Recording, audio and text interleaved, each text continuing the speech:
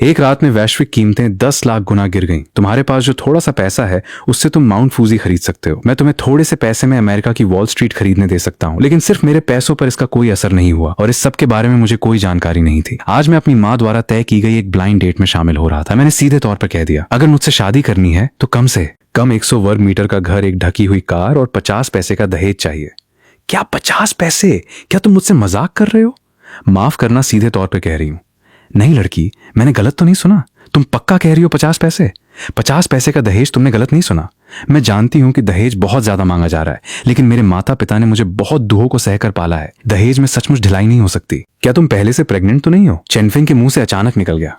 तुम क्या बकवास कर रहे हो? अगर दे नहीं सकते तो मत दो, चिंता मत करो, मैं तुम्हारा फायदा नहीं उठाऊंगी। इस कॉफी के पैसे मैं खुद दूंगी। अगली बार अगर तुम 1 रुपए की भारी रकम का दहेज लेकर रोते हुए मुझसे भीख भी मांगोगे तब भी मैं हाँ नहीं कहूंगी। चेनफिंग ने अपना सिर हिलाया और अपने घर वापस जाने की तैयारी करने लगा ताकि वो लाखों कमाने वाले अपने एंकर के बड़े काम को जारी रख सके। तभी उसका फोन हल्के से वाइब्रेट करने लगा। हेलो, कौन? नमस्कार, क्या आप मिस्टर चेनफिंग हैं? हाँ मैं हूं। क्या बात है? बात यह है कि आपका ऑनलाइन खरीदा हुआ बोइंग 747 शिन्यून शहर पहुंच चुका है। क्योंकि सामान बहुत कीमती है, इसलिए हमें यह कंफर्म करने की जरूरत है कि आप खुद आकर इसे कब रिसीव कर सकते हैं। क्या बकवास है? मैंने तो बस एक मॉडल खरीदा था। क्या इतनी बड़ी बात करने की जरूरत है? सीधे सिटी सेंटर के स्टॉप पर रख दो। सर मजाक कर रहे हैं, ये बोइंग 747 है। हम में इतनी हिम्मत कहाँ कि इसे ऐसे ही कहीं भी छोड़ दें। बेहतर होगा कि आप खुद यहाँ आए। अरे मैंने कहा ना कि 3 रुपए में खरीदा हुआ प्लास्टिक का मॉडल है। तुम लोगों ने तो इसे असली प्लेन जैसा बना दिया है। अरे ठीक है, कहाँ है? मैं खुद आ जाता हूँ। हम शिन्यून इंटरनेशनल एयरपोर्ट के रनवे पर आपका इंतजार कर रहे हैं। फोन कट गया। पैसे बचाने के लिए चेनफिंग ने एयरपोर्ट जाने के लिए एक बस रोक ली। अरे ड्राइवर भाई, एयरपोर्ट के कितने रुपए हुए? पूरी बस के लोग सन्न रह गए। हर कोई उसे ऐसे देख रहा था जैसे वो कोई एलियन हो। कितने रुपए? लड़के तुम नींद में तो नहीं हो? बहुत ज्यादा डोमिनेटिंग बॉस वाले नॉवल पढ़ लिए हैं क्या, जो हकीकत भूल गए हो? आजकल के युवाओं की जुबान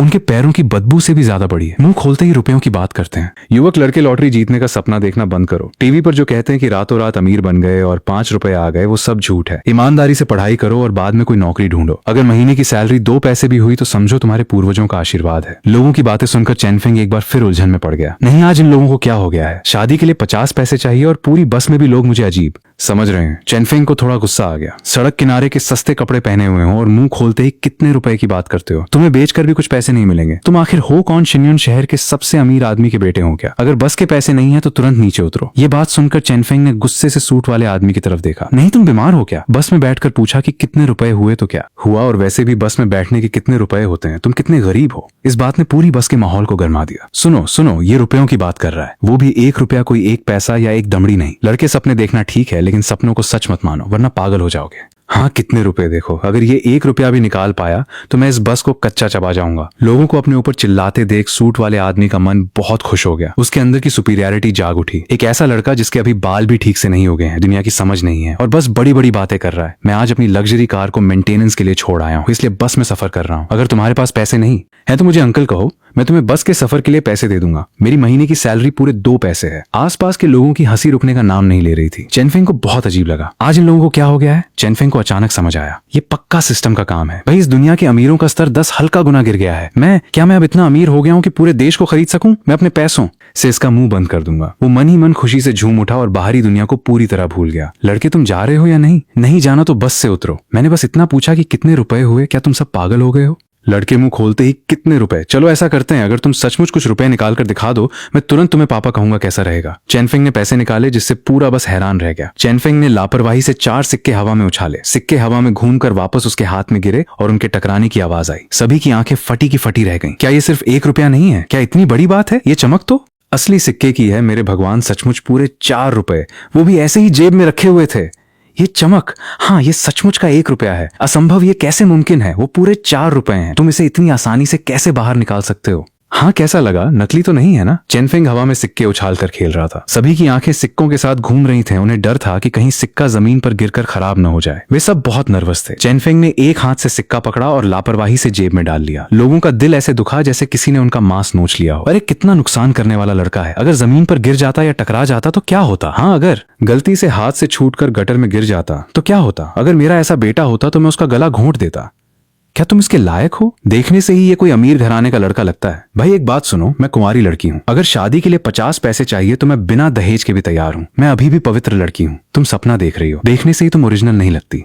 अभी किसने कहा था कि अगर ये सच हुआ तो वो पापा कहेगा? ये बात सुनते ही सूट वाले आदमी का चेहरा सफेद पड़ गया और उसे समझ नहीं आया कि क्या करे। हालांकि जब उसकी नजर चेनफेंग की फूली हुई जेब पर पड़ी तो उसकी आंखों की शर्म तुरंत लालच में बदल गई। रुको, अगर ये सचमुच उम्र के फासले को भूल सकता है तो मुझे एक अमीर गॉडफादर मानने में कोई नुकसान नहीं है। ये कितना सीधा लग रहा है। अगर मैं इसका गॉडसन बन जाऊं तो शायद ये तुरंत अपनी जेब के 4 रुपए मुझे दे दे। पापा, मेरा नाम गांगजी है, आप मुझे गांग एयर बुला सकते हैं। भागो यहाँ से, कितना घिनौना है। इन पागल लोगों को देखकर चेनफेंग को यकीन हो गया कि दुनिया की कीमतें सचमुच बहुत कम हो गई हैं। तो वो अब इतना अमीर है कि देश को खरीद सकता है। वैसे अगर लियू रुआन को पता चला कि मैं इतना अमीर हो गया हूँ तो क्या वो तुरंत मेरी बाहों में नहीं आ जाएगी? ओह हाँ, वो एविएशन प्लेन का मॉडल तो मेरे होने वाले साले के जन्मदिन का तोहफा है, उसमें कोई गड़बड़ नहीं होनी चाहिए। चेनफेंग ने तुरंत एयरपोर्ट जाने के लिए एक टैक्सी ली लियू रुआन चेनफेंग के कॉलेज के समय की क्रश थी। वो 3 साल से उसका पीछा कर रहा था और हमेशा ये साला ही बीच में मदद करता था। चेनफेंग उसके मामले में हमेशा दिल खोलकर खर्च करता था। थोड़ी ही देर में चेनफेंग ने कार का दरवाजा खोला और एयरपोर्ट के मेन हॉल में दाखिल हुआ। वो पिछले कस्टमर केयर के नंबर पर कॉल करने ही वाला था कि अचानक उसका फोन बज उठा। स्क्रीन पर देखा तो वो उसकी क्रश लियू रुआन थी। चेनफेंग तुरंत एक्साइटेड हो गया। अमीर होने के बाद वो तुरंत अपनी क्रश के सामने अपना जलवा दिखाना चाहता था। हेलो बेबी श्याओ वेई के जन्मदिन का तोहफा मैंने तैयार कर लिया है। तुम कहाँ हो? मुझे बेबी मत बुलाओ, मैं रनवे पर हूँ, इधर आओ, मुझे तुमसे कुछ बात करनी है। मैं शिन्यून एयरपोर्ट पर हूँ। क्या बात है?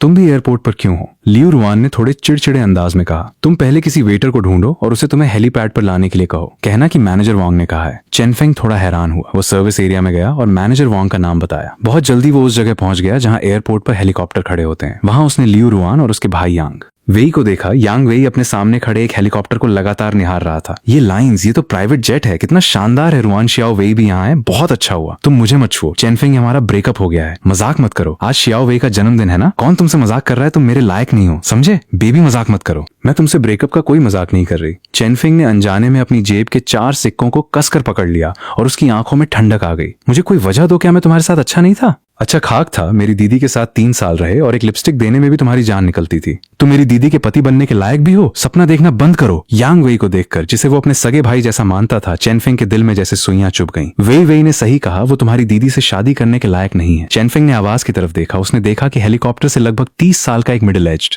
आदमी नीचे कूदा। उसने बहुत सलीके से लियू रुआन को अपनी बाहों में भर लिया। यांग वेई ने भी चेनफेंग को चिढ़ाने वाले अंदाज में देखा। जीजा जी, आखिर आप आ ही गए। तुम कौन हो? मैं इस एविएशन कंपनी का मैनेजर हूँ और रुआन का नया बॉयफ्रेंड भी इस प्लेन को देखा। मेरे वेई आज जीजाजी खुश हैं। ये लो तुम्हारे लिए एक बड़ा रियांग, इसे खर्च करो। कंजूसी मत करना, मेरे भगवान पूरे एक पैसे। थैंक यू जीजाजी, जीजाजी जिंदाबाद, जीजाजी बहुत महान है। देखा तुमने, जीजाजी ने एक बार हाथ खोला तो सीधे 1 पैसे की भारी रकम दे दी। तुम पूरी जिंदगी कमाओगे तब भी इतना नहीं जोड़ पाओगे। इस पल चेनफेंग को सब कुछ बहुत फनी लगा। 1 पैसे में ये लोग इतने खुश हो रहे हैं। अगर मैंने अपनी जेब के ये 4 रुपए इनके मुंह पे मार दिए तो ये लोग तो मौके पर ही डर के मारे मर जाएंगे। लड़के, अगर अक्ल है तो तुरंत यहाँ से दफा हो जाओ, वरना मैं और शियाओ बाओ मिलकर तुम्हें बाहर फेंक देंगे। जल्दी निकलो यहाँ, समय बर्बाद मत करो। मेरी दीदी को प्राइवेट जेट में बैठना है। इन जोकरों को देखकर चेनफेंग की आंखों में एक चालाकी भरी चमक आई। उसकी आवाज बहुत गहरी और डरावनी हो गई। ठीक है, उम्मीद है कि तुम लोगों को पछतावा नहीं होगा। लियू रुआन, यांग वेई, तुम दोनों एहसान फरामो, तुम्हें पछतावा होगा। कभी मेरे पास किसी काम के लिए मत आना। तुम्हारे पास आए? तुम जैसे गरीब के पास? अपने कान खोलकर सुन लो, मेरी सालाना सैलरी पूरे 1 रुपए है। ये रॉबिन्सन 244 हेलीकॉप्टर सिर्फ 3 रुपए का है। मेरी टांग का एक बाल भी तुम्हारी कमर से ज्यादा मोटा है। तुम मुझसे क्या मुकाबला करोगे? जीबोदा ने यह कहते हुए लियू रुआन के गाल को थपथपाया।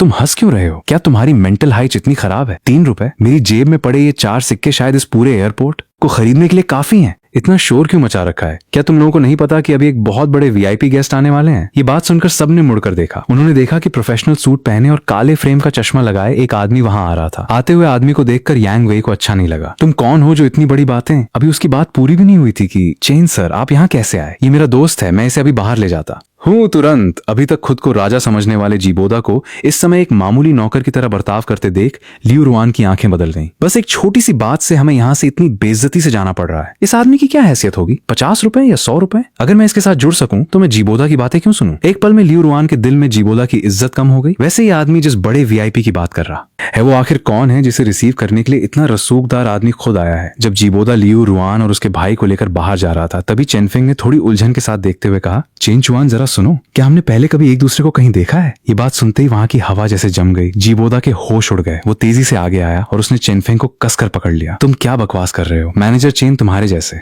मामूली इंसान से क्यों मिलेंगे? चेनफिंग, ये ड्रामा मत करो, जो भी बात है बाहर चलकर करो। चेनफिंग ने शांति से उन्हें देखा और बहुत ही रिलैक्स अंदाज में कहा, क्यों, क्या तुम्हें डर है कि मैं कुछ बोल दूंगा? उसकी बात खत्म होते ही जीबोदा का चेहरा थोड़ा खराब हो गया। आखिरकार वो भी समाज में थोड़ी हैसियत रखता था। ठीक है, तुम बस इस मौके का फायदा उठाकर कुछ पैसे ऐंठना चाहते हो ना, मैं तैयार हूँ। बाहर चलने के बाद मैं तुम्हें 50 ली दूंगा। इतना कहकर जीबोदा चेनफिंग को खींचकर बाहर ले जाने लगा, लेकिन चेनफिंग अपनी जगह पर एक चट्टान की तरह खड़ा रहा। ये लो, तुम्हें एक पैसा देता हूँ, एक पैसे की भारी रकम, ये मेरी आधे महीने की सैलरी है, ज्यादा लालची मत बनो। जब जीबोदा गार्ड्स को बुलाने ही वाला था तभी चेन चुआन को अचानक कुछ याद आया। उसकी आंखें फटी की फटी रह गईं और उसने चेनफिंग को देखा। उसका सीना तेजी से ऊपर नीचे होने लगा। ये वही, ये आवाज, क्या ये सुबह फोन पर बात करने वाले वही सर नहीं है? इसका मतलब है कि वो चेन चुआन ने तुरंत एक गहरी सांस ली और अपने दिल को शांत किया। उसने जीबोदा को डांटते हुए कहा, हाथ हटाओ। जीबोदा अचानक डर गया। चेन चुआन को आगे आते देख जीबोदा थोड़ा नर्वस हुआ। एन सर, ये लड़का। चेन चुआन ने जीबोदा की तरफ ध्यान ही नहीं दिया। वो 2-3 कदम दौड़कर चेनफिंग के सामने आया और 90 डिग्री झुककर प्रणाम किया। नमस्ते, क्या आप मिस्टर चेनफिंग हैं? उस पल पूरे मैदान में सन्नाटा छा गया। लियू रुआन और यांग वेई का मुंह खुला का खुला रह गया, जैसे उन्होंने कोई एलियन देख लिया हो। नहीं, तुम, मुझे याद आया, तुम तो सुबह मुझे फोन करने वाले वही कुरियर बॉय हो ना? चुप रहो, क्या तुम मरना चाहते हो? ये किन्हांग ग्रुप के प्रिंस और हमारे जनरल मैनेजर मिस्टर चेन हैं। क्या कुरियर बॉय प्रिंस खुद कुरियर डिलीवर कर रहे हैं? क्या आजकल सर्विस सेक्टर में इतना कंपटीशन आ गया है? चेन सर, आपसे जरूर कोई गलती हुई है। वो बस एक गरीब भिखारी है, मेरे साथ रहते हुए एक लिपस्टिक तक नहीं खरीद पाता था। वो आपका वीआईपी कैसे हो सकता है? वेई जल्दी इसे बाहर फेंको। ठीक है, चेन सर की आंखों के सामने से इसे हटाता हूँ। किसकी हिम्मत है जो उसे छुए? चेन चुआन की इस तेज आवाज ने उन दोनों भाई बहन के होश उड़ा दिए। अपने कुत्तों जैसी आंखें खोलकर ठीक से देखो, वो जो अभी अभी रनवे पर उतरा है वो बोइंग 747 प्लेन मिस्टर चेनफिंग ने पूरा कैश पेमेंट देकर खरीदा है। सबने उसकी उंगली के इशारे की तरफ देखा। एक बहुत बड़ा पैसेंजर प्लेन सूरज की रोशनी में पैसों की चमक बिखेर रहा था। उसके सामने खड़ा हेलीकॉप्टर एक खिलौने जैसा लग रहा था। बोइंग 747, उसकी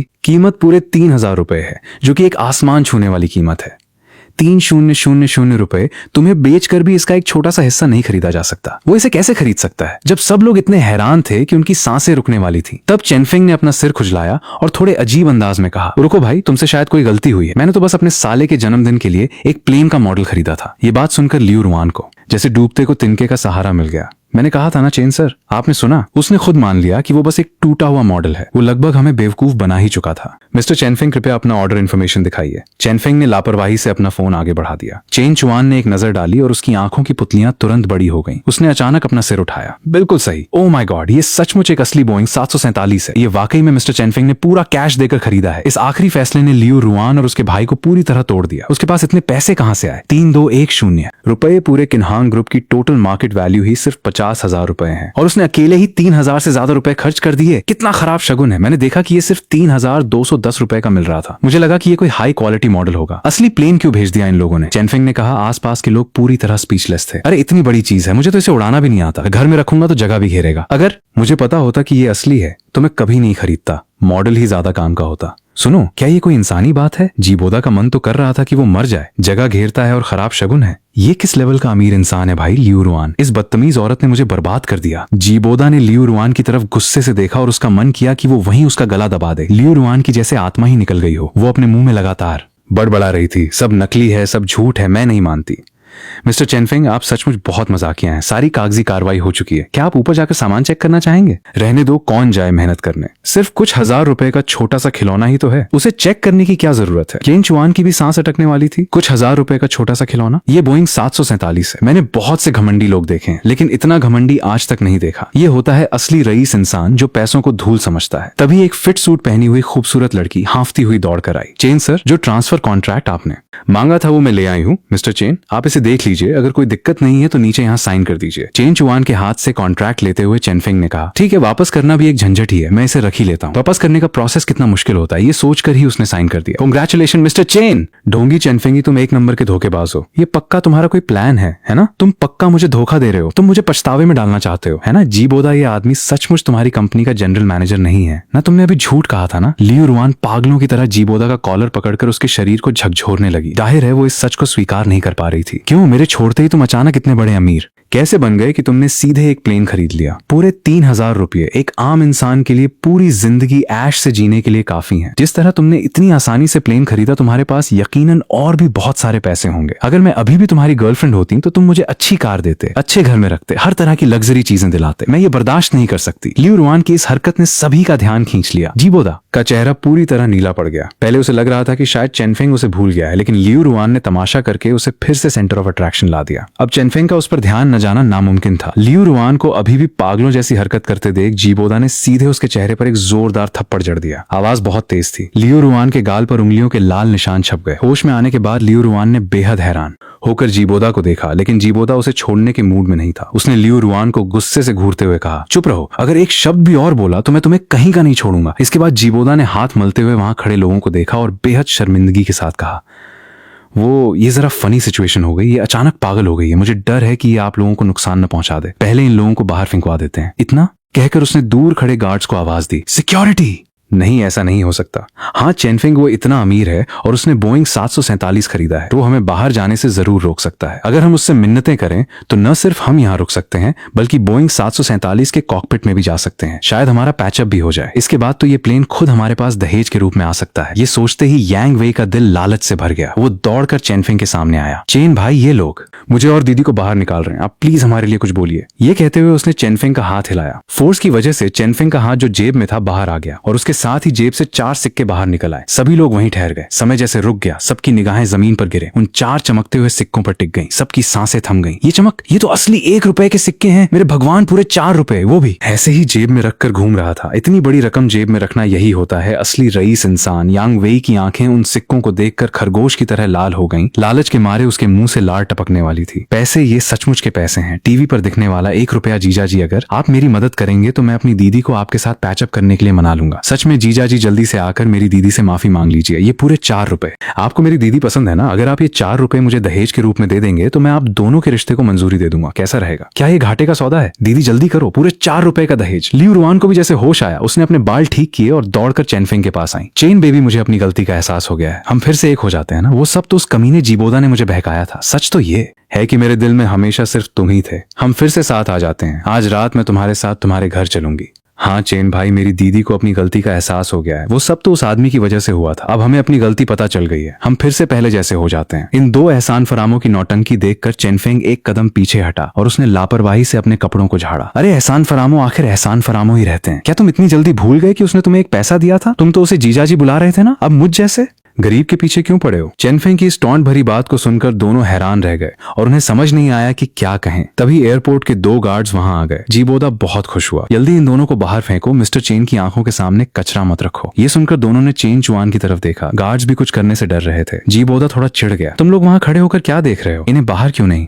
फेंकते? मेरी बात समझ नहीं आ रही क्या? ये सुनकर चारों गार्ड्स ने एक दूसरे को देखा और लियू रुआन और उसके भाई को पकड़कर ले जाने लगे। मुझे नहीं जाना, मैं इतनी मुश्किल से यहाँ आई हूँ। मैंने अभी तक हेलीकॉप्टर भी नहीं देखा। मैंने अभी तक बोइंग 747 का कॉकपिट भी नहीं देखा। यांग वेई लगातार पीछे की तरफ भाग रहा था और हेलीकॉप्टर की तरफ जाने की कोशिश कर रहा था, लेकिन वो उन ट्रेंड गार्ड्स के सामने कहाँ टिक पाता। उसे जमीन पर गिराकर पकड़ लिया गया और 2 गार्ड्स उसे चेनफेंग के पास से खींचते हुए ले गए। जब जीबोदा अपनी जीत पर खुश हो ही रहा था, तभी एक आवाज आई। रुको। जीबोदा का दिल बैठ गया। उसने धीरे से अपना सिर घुमाया और चेन चुआन की तरफ देखा। चेन चुआन जीबोदा को घूर रहा था। यहाँ एक और कचरा है जिसे बाहर फेंका जाना चाहिए। ये सुनकर जीबोदा के माथे पर ठंडा पसीना आ गया। चेन सर, आप मजाक कर रहे हैं ना? मैं तो यहाँ का मैनेजर हूँ। क्या मतलब है? जहां तक मुझे पता है मैनेजर जी, आप पहले से शादीशुदा हैं, है ना? कंपनी का नाम खराब करने के जुर्म में आपको अभी से नौकरी से निकाला जाता है। हाँ, मैं शादीशुदा हूँ, लेकिन चेन सर, मैं और वो बहुत हुआ, हमारी एविएशन कंपनी छोटी है। आप जैसे बड़े इंसान को हम नहीं रख सकते जा सकते हैं आप। ये सुनकर जीबोदा का चेहरा सफेद पड़ गया। चेन चुआन की बात का मतलब था कि उसे नौकरी से बर्खास्त कर दिया गया है। वो तुरंत सब कुछ भूलकर जमीन पर घुटनों के बल बैठ गया। चेन सर, मुझे अपनी गलती का एहसास हो गया है। प्लीज मुझे एक मौका दीजिए। चेन चुआन को शांत देखकर जीबोदा ने चेनफेंग की तरफ देखा। मिस्टर चेन, मुझे सचमुच नहीं पता था कि वो आपकी गर्लफ्रेंड है। अगर मुझे पता होता तो मुझ में इतनी हिम्मत नहीं होती कि मैं आपके रास्ते में आऊं। जीबोदा अभी भी भीख मांग रहा था, लेकिन चेन चुआन ने चेनफेंग की आंखों में चिढ़ देख ली थी। उसने तुरंत हाथ हिलाया। इसे बाहर ले जाकर फेंक दो। जीबोदा जानवरों की तरह चिल्लाता हुआ बाहर खींच दिया गया। आखिरकार दुनिया में शांति हो गई। अरे आखिरकार शांति हुई। चेनफेंग ने झुककर बहुत आराम से जमीन से 4 सिक्के उठाए। मुझे लगा था कि आप जैसे बड़े रईस इंसान को इन कुछ रुपयों की परवाह नहीं होगी। पैसा चाहे छोटा हो या बड़ा होता तो पैसा ही है। ये कहते हुए चेनफेंग ने लापरवाही से 4 सिक्कों को हवा में उछाले और फिर से पकड़ लिया। पास खड़ी लेडी सेक्रेटरी का दिल ये देखकर दहल गया। उसकी आंखें सिक्कों के साथ ऊपर नीचे घूम रही थीं। वो पूरे 4 रुपए की भारी रकम थी। अगर हाथ से छूटकर गटर में गिर जाती तो क्या होता? उसने पहले जो भी अमीर देखे थे वे सब दिखावा करते थे, लेकिन इस इंसान की तरह लापरवाही से रुपयों को कांच की गोलियों की तरह खेलते हुए किसी को नहीं देखा था। ये रिलैक्स अंदाज कितना डैशिंग था। क्या यही होता है टॉप लेवल के अमीर इंसान का रसूख सिंपल लेकिन बेहद कीमती? क्या यही बड़े घरानों के बच्चों का स्टाइल होता है? चेन चुआन भी ये देखकर थोड़ा नर्वस था, लेकिन उसने सेक्रेटरी की तरह बर्ताव नहीं किया। उसने चेनफिंग को हल्के से देखते हुए कहा, वाह, अभी अभी 3210 रुपए का प्लेन खरीदते हुए तुम्हारी आंखें भी नहीं झपकी और अब 4 रुपए के लिए इतना हिसाब लगा रहे हो। ये बात सुनकर सेक्रेटरी हैरान रह गई, क्योंकि वो शुरू में वहां मौजूद नहीं थी, इसलिए उसे नहीं पता था कि चेनफेंग ने सचमुच का प्लेन खरीदा है। पहले उसे लग रहा था कि सिक्के हवा में उड़ाना ही अमीरी की आखिरी हद है, लेकिन उसे क्या पता था कि इससे भी बड़ा धमाका हो चुका है। मॉडल खरीदने के चक्कर में असली प्लेन खरीद लेना, क्या ये अमीरों का कोई अजीब शौक है? ये सुनकर चेनफेंग ने अपना सिर हिलाया और मुस्कुराते हुए कहा, ठीक है, अब मेरा मजाक मत उड़ाओ। आज के लिए थैंक यू, तुमने मेरा गुस्सा शांत कर दिया। वैसे तुम बिना किसी काम के तो इतनी मिन्नतें नहीं कर रहे होगे। चेन बड़े साहब, आप इतनी शालीनता दिखा रहे हैं तो पक्का कोई काम होगा। सीधे सीधे बताओ, क्या ये इतना साफ दिख रहा है? बहुत साफ दिख रहा है। पहले खाना खाते हैं, खाते खाते बात करेंगे, गाड़ी में बैठो। सीन बदलता है, दोनों एक हाई एंड कॉफी शॉप में बैठे हैं। ठीक है, अब तुम बोल सकते हो। उस बोइंग 747 का तुम क्या करने वाले हो? क्या कर सकता हूँ, ऐसे ही छोड़ दूंगा। मुझे उड़ाना तो आता नहीं। एक बड़े साइज के शोपीस की तरह घर में अच्छा लगेगा। बड़े साइज का शोपीस? 3210 रुपए के प्लेन को शोपीस की तरह रखना? इस बारे में तो बात करना ही बेकार है। मेरा मतलब था कि अगर वो ऐसे ही खाली पड़ा है तो क्यों ना तुम उसे हमें किराए पर दे दो। हम अच्छा किराया देंगे। किराए पर तुम लोग इतनी बड़ी एविएशन कंपनी होकर भी प्लेन किराए पर लेते हो? कमी है, बहुत कमी है। भले ही हमारे पास 20 प्लेन है, लेकिन वो सब बस नाम के हैं। 20 प्लेनों की कीमत अगर एक प्लेन की 6000 भी लगाएं तो कुल 1,20,000 रुपए होती है। इतनी छोटी रकम भी तुम लोग नहीं निकाल सकते? 1,20,000 रुपए छोटी रकम? ये शब्द चेन चुआन के सिर पर एक भारी पत्थर की तरह लगे। उसके मुंह से कॉफी बाहर आते आते बची। भाई, तुम्हें क्या लगता है कि हर कोई तुम्हारी तरह पैसों को पानी समझता है? बड़ी से बड़ी एविएशन कंपनी भी पूरा कैश देकर प्लेन नहीं खरीद सकती। ज्यादातर बैंक से लीज पर ही लिए जाते हैं। प्लेन बहुत महंगे होते हैं। हम पूरे साल दिन रात मेहनत करते हैं, फिर भी हमारा प्रॉफिट एक प्लेन खरीदने जितना नहीं होता। ऐसा क्या तुम लोग एविएशन कंपनी चलाते हो और इतने गरीब हो कि कुछ 1000 रुपए का प्लेन भी नहीं खरीद सकते? इससे अच्छा तो कंपनी बंद करके घर जाके खेती करो। चेन चुआन ने अपना सीना पकड़ लिया। उसे लगा कि उसे हार्ट अटैक आ जाएगा। मेरे भगवान, क्या ये कोई इंसानी बात है? कुछ 1000 का प्लेन नहीं खरीद सकते तो खेती करो? क्या यही इंसानों के बीच का फर्क होता है? रुको, मुझे थोड़ा हिसाब लगाने दो। इसका मतलब है कि तुम सब लोग हजारों की संख्या में मिलकर पूरे साल दिन रात मेहनत करते हो, फिर भी 3210 रुपए नहीं कमा पाते? हाँ, बिल्कुल सही। ओह माय गॉड, अगर सिस्टम मुझे 1 महीने की सैलरी दे दे तो मैं तुम्हारी पूरी कंपनी को खरीद सकता हूं और पैसे भी बच जाएंगे। ये तो बहुत बुरी हालत है। तो मिस्टर चेन, आपका क्या विचार है? बिल्कुल, पैसा रखे रखे भी जंग खा जाएगा। इससे अच्छा है कि कुछ तेल का पैसा ही निकल आए। चलो कॉन्ट्रैक्ट लाओ, साइन करते हैं। बहुत बढ़िया लीज की शर्तों के लिए हम आमतौर पर फाइनेंस लीज का तरीका अपनाते हैं, जिसमें रिटर्न।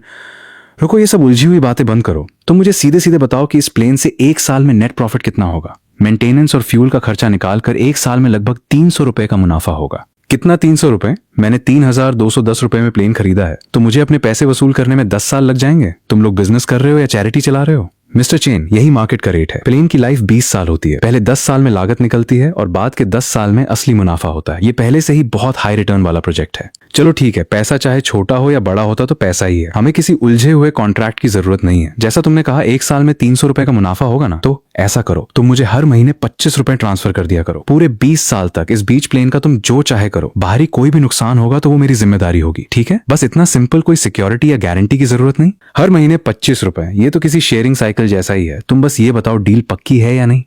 पक्की है, अभी साइन करते हैं। रात के समय चेन चुआन ने बहुत सम्मान के साथ चेनफेंग को उसके घर छोड़ा। मिस्टर चेन, आपके साथ काम करके बहुत अच्छा लगा। भविष्य में अगर ऐसा कोई भी छोटा बिजनेस हो तो प्लीज हमें जरूर याद कीजिएगा। हर महीने 25 रुपए की भारी रकम हाथ में आ गई। क्या यही होती है बिस्तर पर लेटकर पैसे गिनने की बोरिंग जिंदगी?